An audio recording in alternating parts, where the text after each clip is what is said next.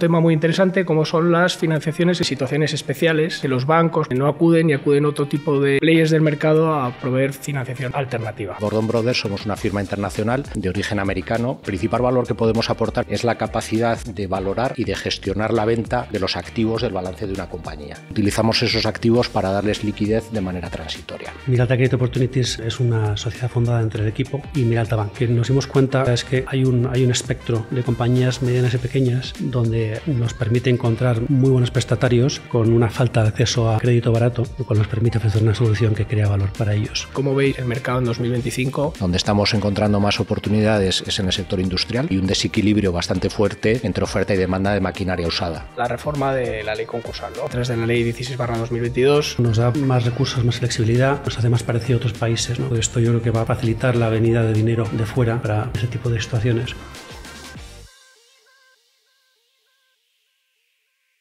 Hola a todos, bienvenidos al segundo podcast de la serie de podcasts que tenemos previsto lanzar desde el área de reestructuraciones, insolvencias y situaciones especiales de Pérez de Orca. En esta ocasión vamos a tratar un tema muy interesante como son las financiaciones en situación de estrés, situaciones especiales, es decir, en aquellas situaciones en las que los bancos normalmente no acuden y acuden otro tipo de players del mercado a proveer financiación alternativa. Como siempre, vamos a tratar este tema o abordar este tema desde una doble perspectiva, desde la perspectiva del legal, que es de la que me ocuparé yo, y desde la perspectiva del inversor.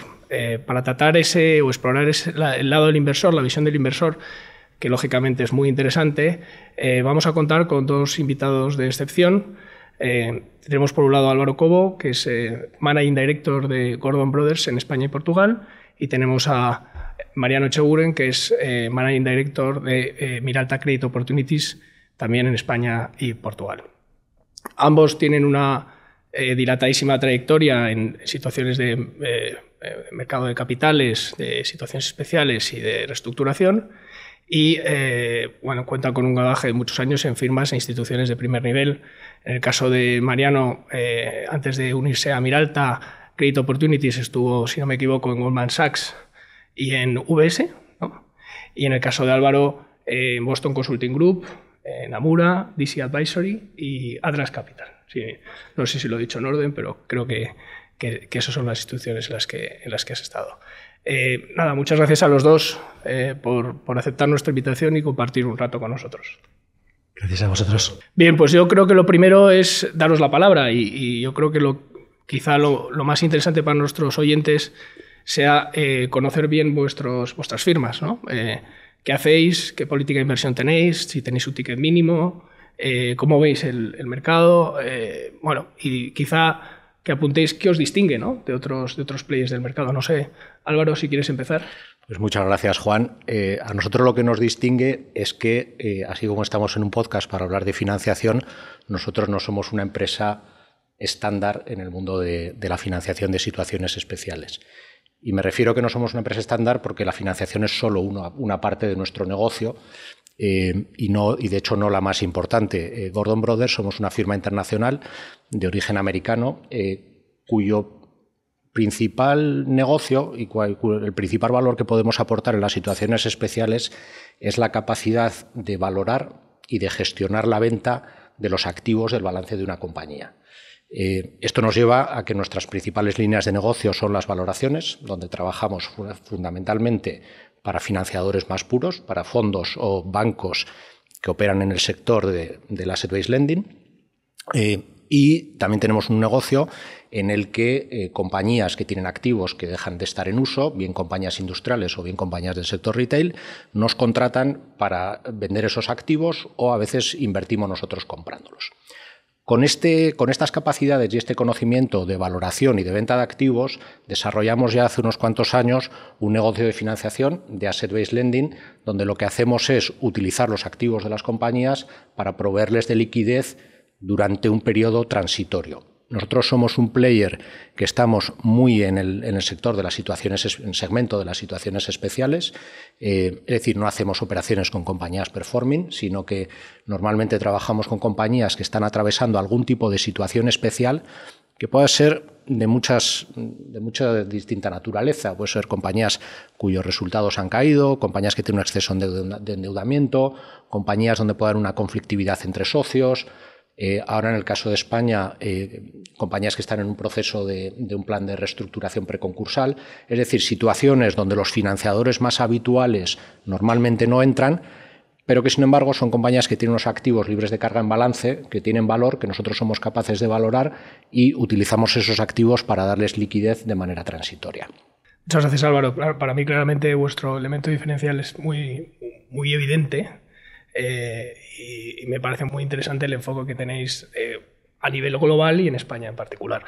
Mariano, creo que vosotros os movéis en un ámbito un poco distinto, ¿no? Sí, bueno, lo primero, gracias a ti y a Pérez Llorca por invitarnos hoy. Efectivamente, Miralta Credit Opportunities tiene un perímetro tal vez un poco más amplio en cuanto al tipo de situación en la que está la compañía.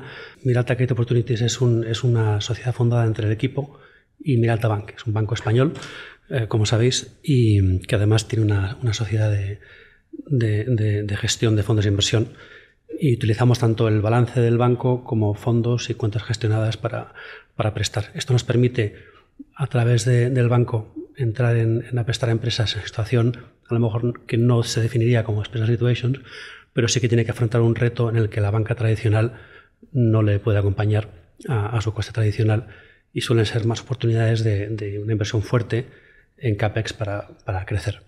Y donde ya hay un apalancamiento bancario y complementamos ese apalancamiento que ya existe para ayudar a la empresa a dar un salto en crecimiento. Y utilizando la sociedad gestora, fondos gestionados y cuentas gestionadas, es donde tenemos el dinero para situaciones un poco más puramente especiales, como se definirían, ¿no?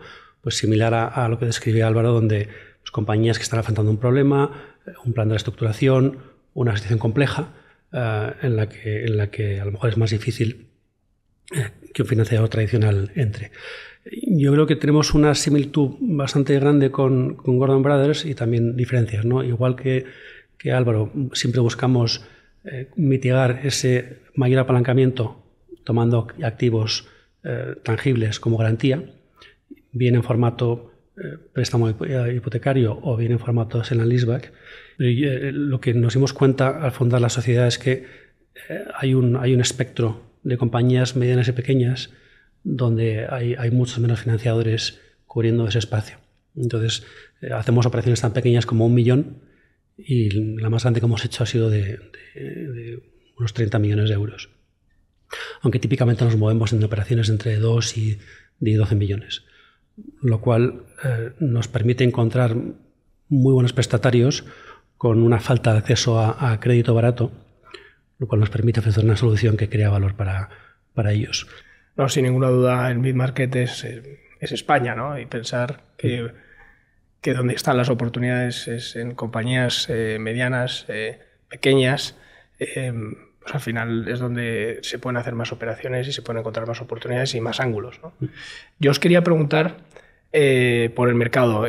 No sé, con esto de que hasta cuándo se felicita el año, ¿no? Si es hasta el 17 de enero, ¿no? Es de hacer balance de lo que nos viene ya casi a finales de febrero. No sé si vamos un poco tarde, pero bueno, yo creo que da todavía bastante año. Y me gustaría conocer vuestra opinión sobre cómo veis el mercado en 2025. Nosotros estamos asesorando en situaciones muy variopintas. Tenemos un deal flow muy heterogéneo, pero sí es verdad que tenemos identificados algunos sectores que están sufriendo y que creemos que pueden ser destinatarios o buenos candidatos para soluciones de capital, como puede ser ingeniería y construcción, EPC, automoción, y en definitiva todas las industrias que estén ligadas a la exportación a Estados Unidos, aluminio, metal, etcétera, ¿no? Pero eso es lo que estamos viendo nosotros. No sé vosotros qué estáis viendo, Mariano. Sí, más que industrias, hay una temática que es recurrente para nosotros, que es las empresas familiares, ¿no? Es donde vemos nuestra gran fuente de negocio También trabajamos con fondos, private equity, sponsors financieros, pero la gran mayoría de lo que hacemos es con empresas familiares, que es un poco el denominador común. En cuanto a sectores, estaba mirando tanto nuestra cartera, hemos prestado casi cerca de unos 100 millones en casi 3 años, desde que empezamos esta andadura, y el pipeline, ¿no? Y en ambos casos es bastante diversificado. Hay una concentración mayor de empresas industriales, pues por la razón que hay más activos, hay más hierros, ¿no?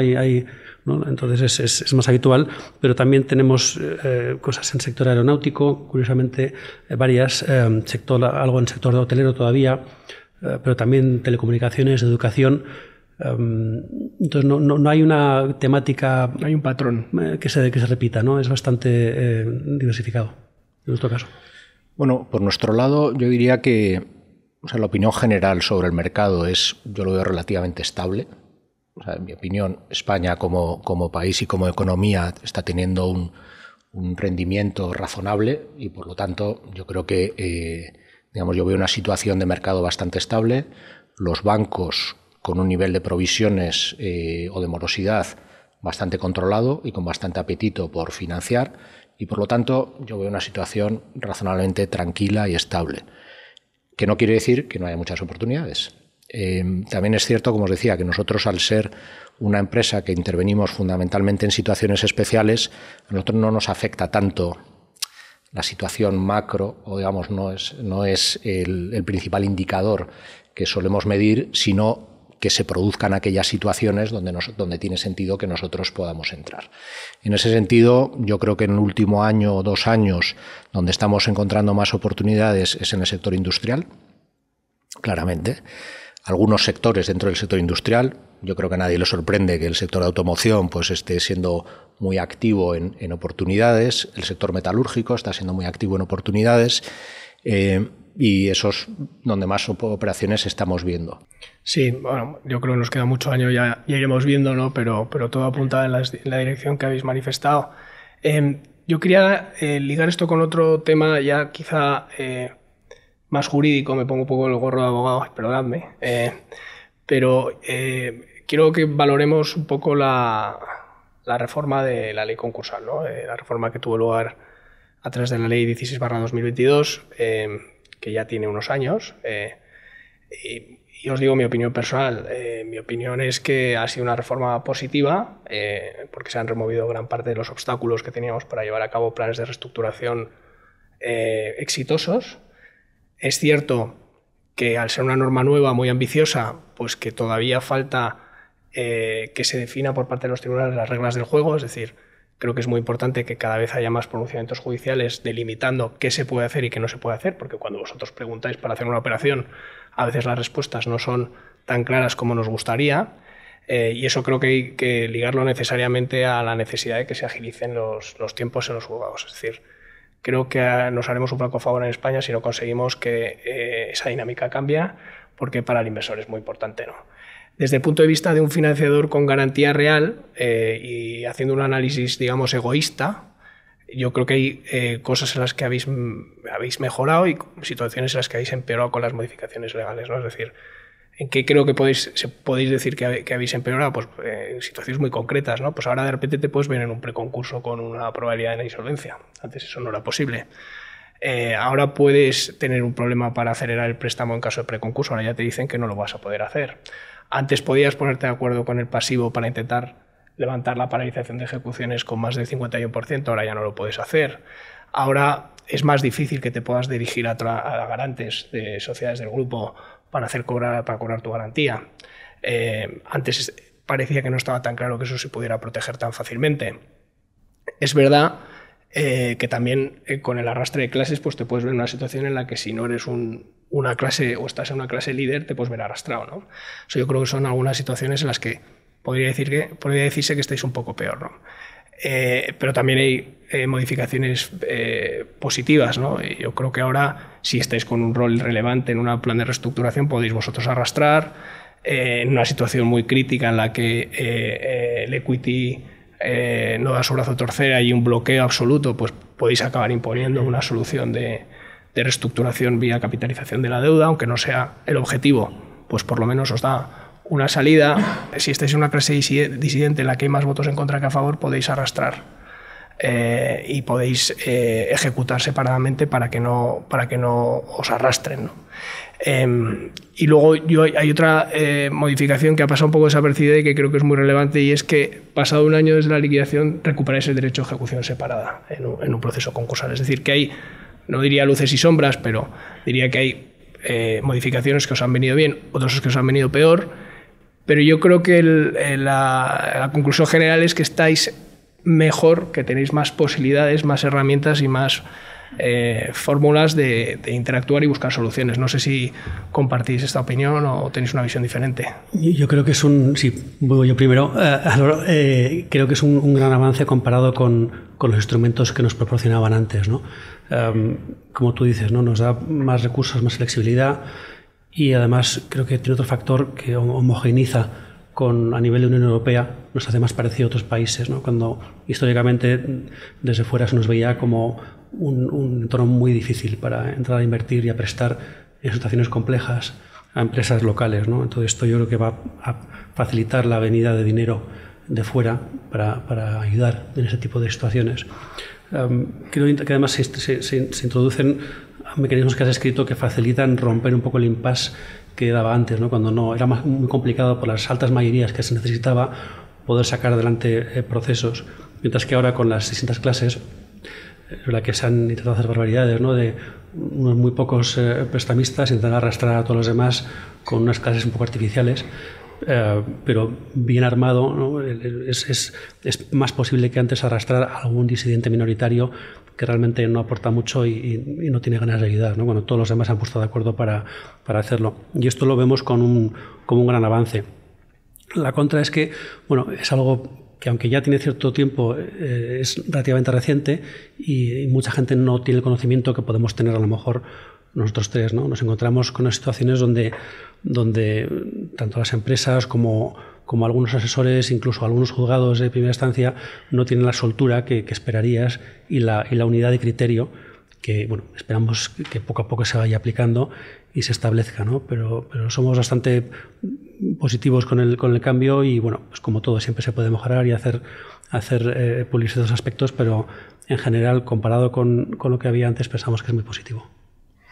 Sí, se han puesto de moda en los últimos años o meses los seminarios o conferencias de luces y sombras en la reforma de la ley concursal. Y yo creo que efectivamente hay cosas positivas y cosas menos positivas.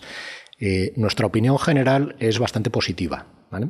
Y por una cuestión muy básica, que es que yo creo que vía planes de reestructuración se está consiguiendo evitar el concurso de compañías que en otras circunstancias hubieran ido a un concurso tremendamente destructivo. Entonces, esa posibilidad de que haya compañías que bien vía planes consensuales o no consensuales hayan podido evitar el concurso, pues nos parece que ya en sí mismo es algo positivo.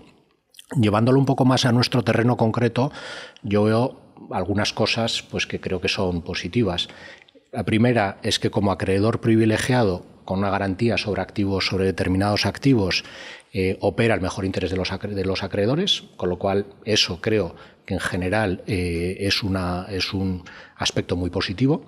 Y lo que lleva es, vuelvo un poco a lo que explicaba al principio, que el riesgo ahí es ser capaz de determinar bien el valor de los activos, porque si has valorado bien el activo y tu garantía está bien protegida y operas en mejor interés de los acreedores, el workout puede ser una cuestión de tiempo, que indudablemente no es positiva porque diluye el retorno, pero al final el principal suele estar bastante asegurado. Bueno, nos parece que ese es un punto que es bastante positivo. Algunos aspectos menos positivos, más sombras, es que, en mi opinión, sigue habiendo mucho poder de los accionistas en los procesos, en donde muchas compañías que generalmente cuando llegan a estas situaciones pues tienen un valor de equity pues cero, todavía el capital y los accionistas suelen liderar, las compañías que al final muchas veces son sus propios accionistas, pues suelen liderar los procesos. Y eso yo creo que no es positivo, ¿vale? O sea, creo que los acreedores deberíamos tener una mayor proactividad en proponer soluciones y que los procesos no estén guiados siempre necesariamente por los accionistas, ¿vale?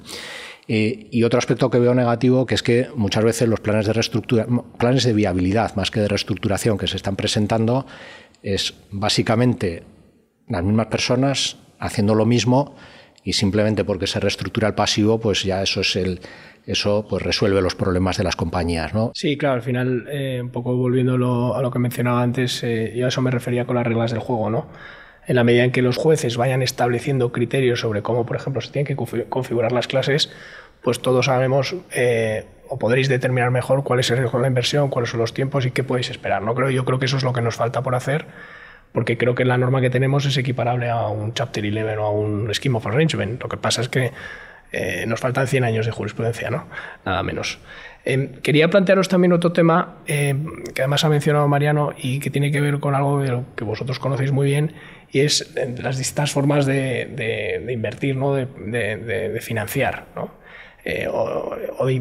Y una de ellas, desde luego, es una financiación pura con un colateral en la que se valora el activo, financiación estándar con garantías reales.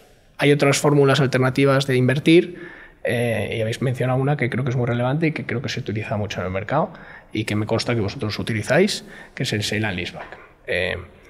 Jurídicamente no me quiero enrollar, pero bueno, es un contrato atípico, el sale and leaseback, que no tiene una regulación específica, tiene ventajas desde el punto de vista fiscal, es una figura que ha sido litigiosa y que la jurisprudencia ha tenido que ir afinando, y es verdad que no es una fórmula absolutamente incontrovertida, es decir, porque hay discusiones relevantes sobre si, pues hay quien te puede plantear que en el fondo es un préstamo encubierto, hay quien te puede discutir si es un contrato con obligaciones recíprocas pendientes de cumplimiento y si por tanto puede resolver, o si los créditos que nacen después del concurso son créditos contra la masa, y luego hay una discusión que siempre se va a plantear, que es, oye, al final, que eres propietario o eres un acreedor con privilegio especial, ¿no? Y parece que la jurisprudencia va en la línea de ponerte en esa tesitura y de que tengas que decidir si te mantienes como propietario e incluso recuperas la posesión, o si te quedas como un acreedor con privilegio especial, dejas que la compañía ejercite la opción de compra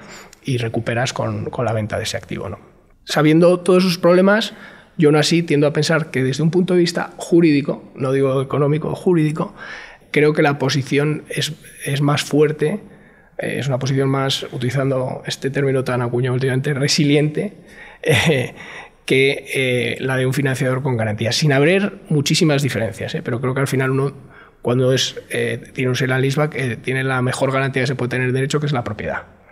Y eso te da un arma importante. No sé si vosotros compartís mi visión o no. Me gustaría conocer vuestra opinión. Pues mira, es un tema que no es fácil, porque depende cómo lo quieras mirar. A veces interesa más una operación de sale and leaseback o una operación de préstamo con garantía, y depende mucho de qué tipo de sale and leaseback, o sea, cómo esté regulado y cuando hablamos de sale and leaseback, realmente qué tipo de operación estamos haciendo. Yo creo que en lo que decías, Juan, de decir, oye, yo he comprado un activo, se lo he alquilado de vuelta a la compañía, pero el activo es mío, yo creo que eso en nuestra experiencia funciona cuando, además de hacer cuando son contratos que no son un puro arrendamiento financiero, sino que tú, como comprador del activo, asumes todos los riesgos propios de haber comprado ese activo. Y ahí es, pues, oye, te estás encargando del mantenimiento, estás pagando los seguros, es decir, oye, es un contrato cuya naturaleza realmente es de compra y no es de financiación. Porque es cierto que muchos de los contratos que se hacen de sale and leaseback, en el fondo lo que tienen es un mero objetivo de financiación, y es una forma de estructurar de otra manera un préstamo con garantía. Y ahí nosotros lo que hemos visto es que hay una tendencia bastante general a tratar eso como, a efectos prácticos, como si fuera un préstamo con garantía, donde los activos son propiedad de la masa del concurso y donde tú eres un acreedor por la parte que te deben. Con lo cual, si terminas en ese punto, pues realmente nosotros no vemos mucha diferencia entre una operación estructurada como sale and leaseback o como préstamo. Y luego hay otra cuestión que para nosotros es muy importante y que tiene también que ver con el valor y con los riesgos asumidos en la operación. Porque muchas veces hablamos de sale and leaseback de maquinaria, pero la maquinaria al final es parte de una fábrica que está dentro de un inmueble.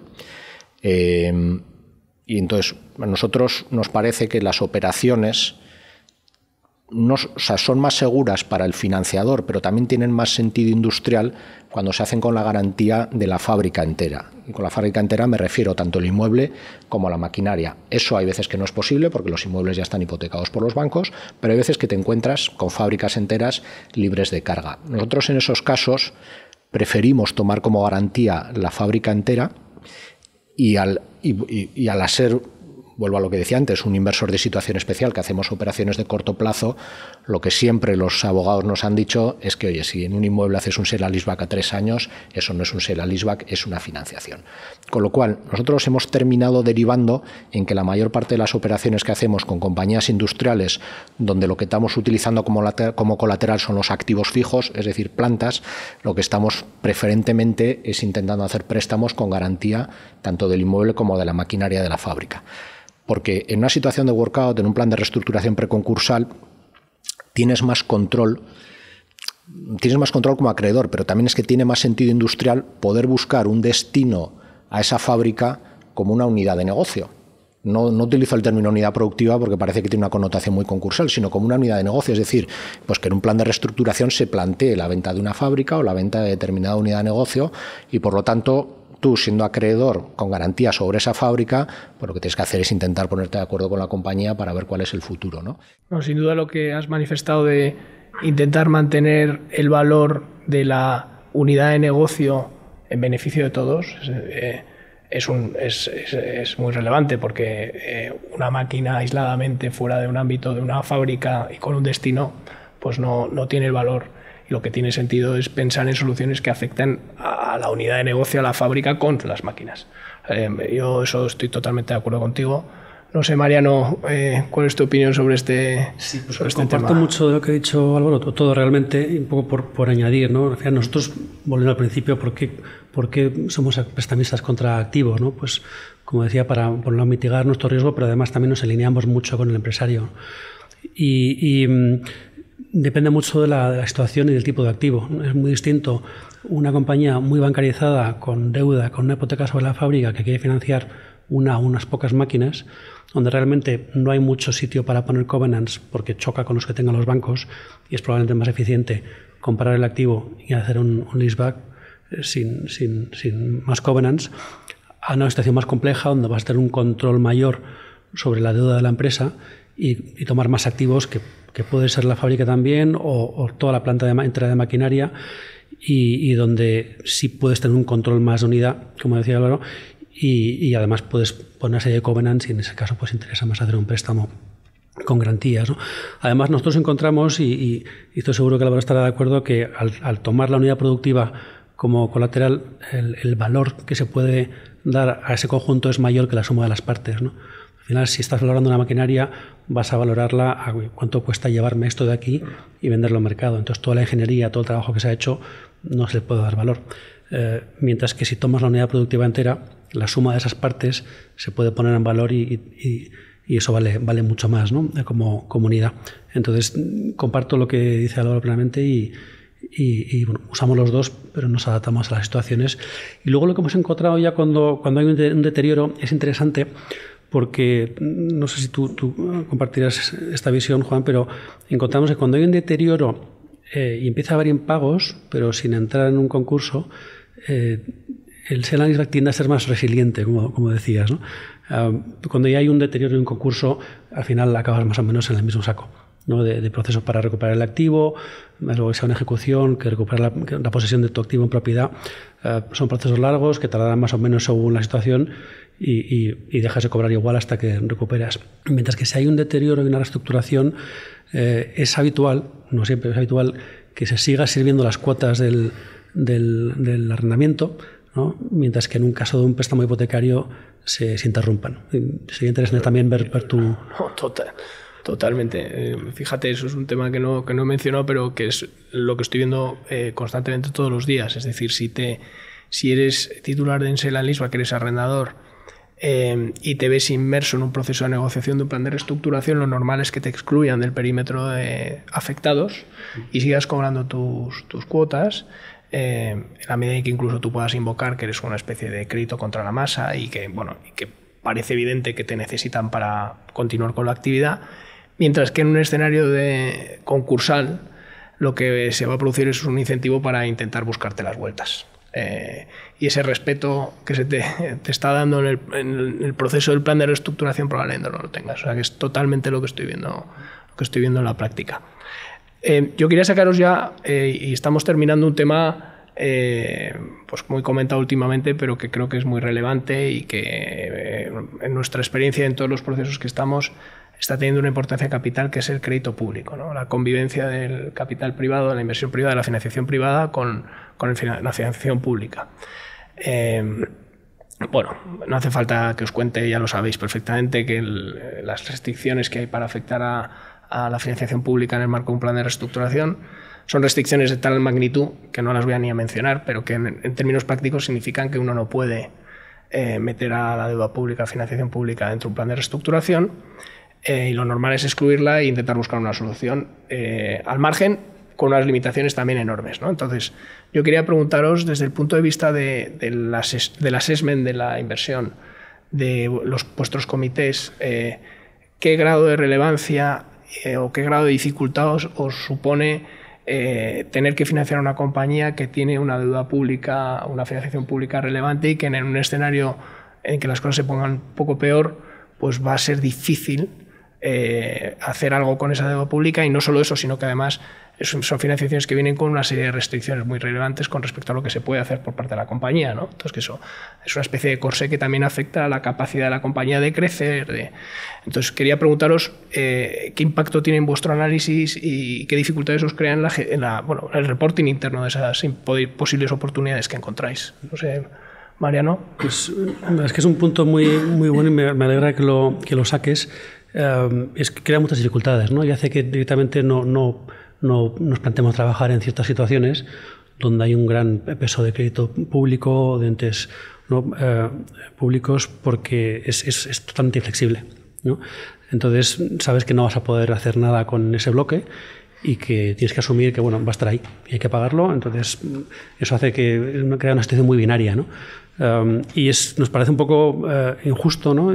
Moralmente, que todos los demás hagan un esfuerzo y que hay un financiador nuevo que aporte fondos para intentar ayudar a sacar la situación adelante, pero haya un bloque, ¿no? que sea inflexible y que no contribuya a ayudar a resolver la situación, ¿no?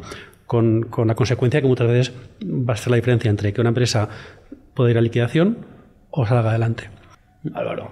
Sí, o sea, yo entiendo por qué el crédito público pues tiene que tener, o sea, tiene una protección especial, pero no creo que sea apropiado. O sea, no creo que no ayuda para nada en los procesos, y creo que si lo ves desde el punto de vista del Estado y la hacienda pública, pues yo creo que lo que interesa es que se mantengan compañías en funcionamiento y que si hay un crédito con un financiador, que en este caso es el Estado, pero que no tiene el valor nominal que tiene, pues hay que reconocerlo, ¿no? Entonces, creo que no es buena idea que el crédito público tenga un tratamiento tan blindado y tan protegido.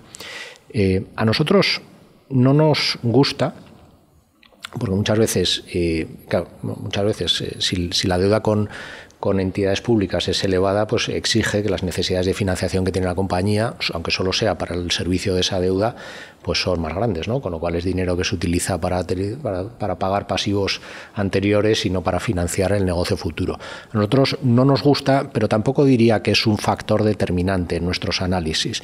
Por lo que explicaba de nuestro modelo de inversión, nosotros somos un puro asset-based lender, nosotros ponemos capital a riesgo del valor de liquidación de los activos.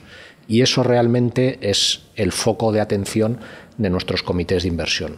Desde luego es una discusión, yo creo, apasionante, creo que muy relevante. Mi sensación es que se tendrá que producir algún movimiento en el futuro próximo. Yo quería, por último, tratar con vosotros un tema que está de lleno en vuestras agendas y que tiene que ver con la financiación en situaciones de planes de reestructuración, una financiación interina o nueva financiación, que sabéis que son los dos conceptos que tenemos ahora en la ley, y que sabéis que básicamente se han incorporado una serie de incentivos para intentar impulsar que se produzcan este tipo de financiaciones en situaciones de planes de reestructuración. Esos incentivos, básicamente son la protección frente a acciones rescisorias, y el tener una prioridad, 50% privilegio general, 50% contra la masa en caso de concurso.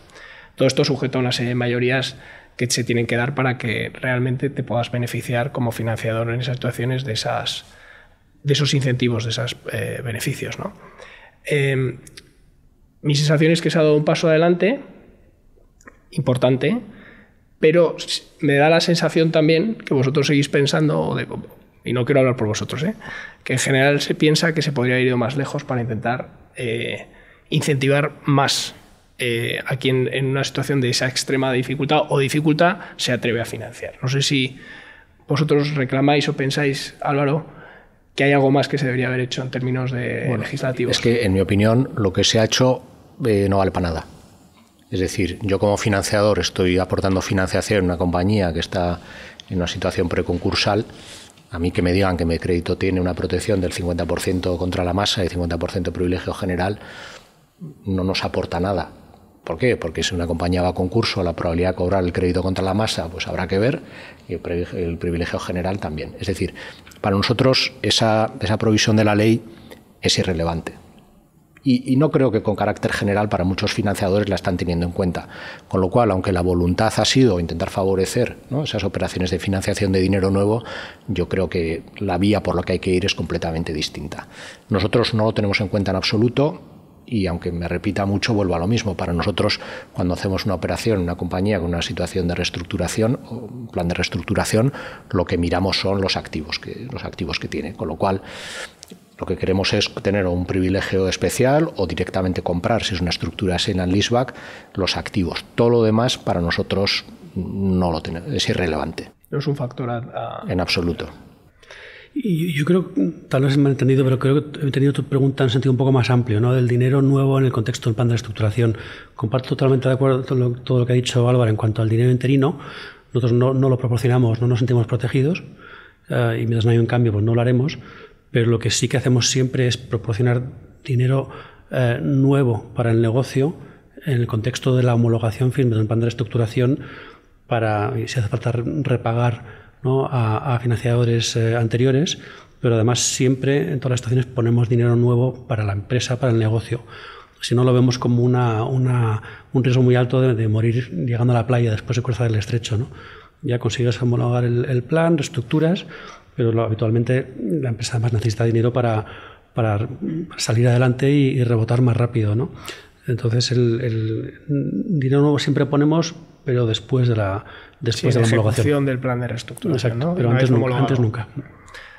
Es verdad que desde luego está más protegido porque sabéis que además jurídicamente, ya sabéis, los abogados nos enredamos con todo tipo de discusiones jurídicas, pero hay una discusión muy relevante sobre qué es la financiación interina y si puede ser deuda afectada luego por el plan. Es decir, hay cuestiones muy relevantes encima de la mesa que no generan el mejor de los contextos para animarse a prestar esa financiación, ¿no? Hoy hemos tratado, podemos estar tratando multitud de temas, hemos pasado por encima de muchos que yo creo son relevantes, pero creo que hemos abordado gran parte de las cuestiones que están así un poco en boga o que son candentes ahora mismo. Quería agradeceros muchísimo vuestra presencia aquí y vuestras valiosísimas aportaciones. Agradecer también a la gente que nos escucha, que el primer podcast tuvo bastante buena acogida. Pues oye, que nos sigan escuchando y que pedirles su apoyo. Y nada, espero que nos sigamos viendo como siempre y agradeceros mucho otra vez la presencia y emplazar a todo el mundo para el nuevo podcast, que no sé cuándo tendrá lugar, pero que será en breve, y desear a todo el mundo un buen día. Muchas gracias. Muchas gracias.